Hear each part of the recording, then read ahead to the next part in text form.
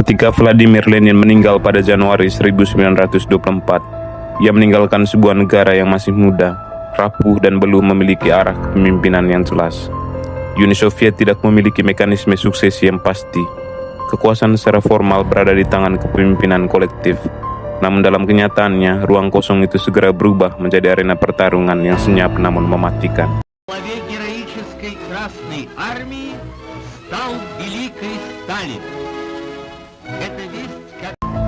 Di antara para tokoh besar revolusi, nama Yosef Stalin pada awalnya tidak tampak menonjol.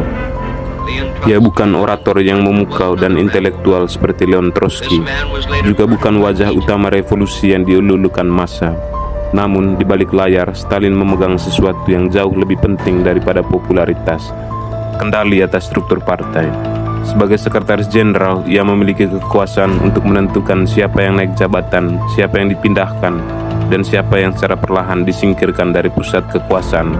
Dalam sistem yang sangat bergantung pada loyalitas partai, kendali ini menjadi senjata yang luar biasa efektif. Ancaman pertama terhadap Stalin sebenarnya datang dari masa lalu itu sendiri, dari Lenin. Dalam catatan terakhirnya yang kemudian dikenal sebagai Testamen Lenin, ia memperingatkan bahwa Stalin terlalu kasar dan berbahaya jika diberi kekuasaan besar.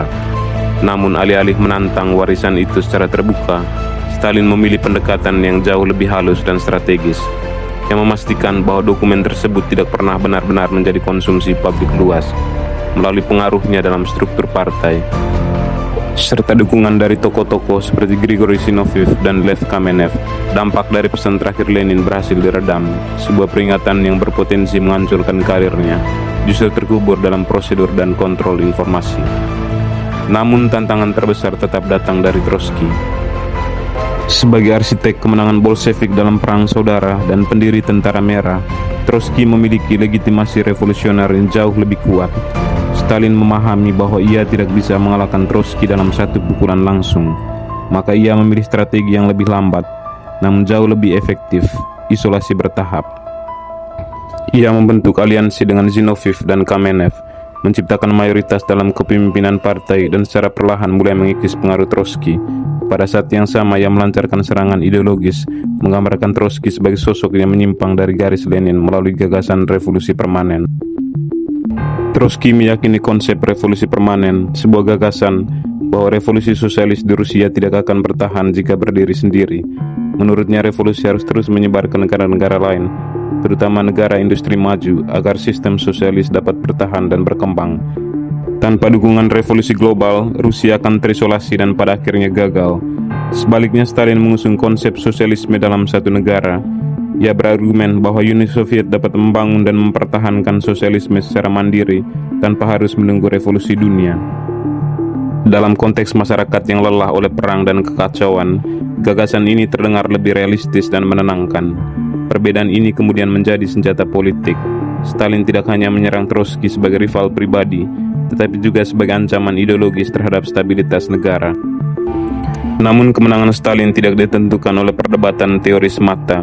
Ia membangun aliansi dengan Zinoviev dan Kamenev untuk mengisolasi Trotsky, memastikan bahwa setiap keputusan penting di dalam partai mengarah pada melemahnya posisi sang rival. Sementara itu, di balik layar, ia terus menempatkan orang-orang loyal di posisi strategis, memperkuat kendalinya atas organisasi partai. Trotsky, meskipun unggul dalam intelektualitas dan retorika, semakin kehilangan pijakan politik. Ia disingkirkan dari jabatan, dikeluarkan dari partai, dan akhirnya diasingkan dari Uni Soviet pada tahun 1929. Namun kemenangan atas Trotsky bukanlah akhir, melainkan awal dari tahap berikutnya. Stalin kemudian berbalik melawan mantan sekutunya sendiri, Zinoviev dan Kamenev. Mereka mulai menyadari bahwa kekuatan Stalin telah tumbuh jauh melampaui kendali siapapun, dan mencoba melawannya dengan membentuk oposisi baru.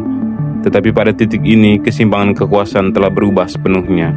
Stalin tidak lagi bergantung pada aliansi. Ia telah menguasai mesin partai. Dengan menggunakan aturan internal partai yang melarang fraksi, ia menuduh mereka melakukan pelanggaran serius. Mereka tidak hanya disingkirkan dari posisi penting, tetapi juga kehilangan perlindungan politik. Dalam tahun-tahun berikutnya, nasib mereka berakhir tragis. Diadili dalam pengadilan sandiwara dan dieksekusi. Sebuah bukti bahwa dalam sistem yang dibangun Stalin tidak ada tempat bagi mantan sekutu sekalipun. Rival terakhir yang berdiri di jalannya adalah Nikolai Bukharin, seorang intelektual partai yang sebelumnya justru menjadi sekutu Stalin. Bukharin mendukung pendekatan ekonomi yang lebih moderat melalui NEP yang beri ruang bagi petani dan pasar terbatas. Namun Stalin dengan insting politik yang tajam melihat bahwa perubahan arah bisa menjadi senjata. Ia tiba-tiba mengadopsi kebijakan yang jauh lebih radikal, industrialisasi cepat dan kolektivisasi paksa. Dalam perubahan ini, Bukharin dengan mudah diposisikan sebagai penghalang kemajuan, bahkan sebagai pengkhianat terhadap sosialisme. Sekali lagi, Stalin menggunakan kombinasi propaganda, kontrol organisasi, dan tekanan politik untuk menjatuhkan lawannya. Bukharin kehilangan kekuasaan, lalu kebebasannya, dan akhirnya nyawanya. Pada akhir dekade 1920-an, panggung politik Uni Soviet telah dibersihkan dari semua pesaing utama. Tidak ada lagi oposisi yang berarti, tidak ada lagi suara yang mampu menantang. Stalin tidak naik ke puncak melalui suatu peristiwa dramatis, melainkan melalui serangkaian langkah kecil yang terencana dengan cermat. Aliansi sementara, pengkhianatan strategis, manipulasi ideologi, dan penguasaan total atas struktur kekuasaan. Apa yang terjadi setelah kematian Lenin bukan sekedar perebutan kekuasaan biasa.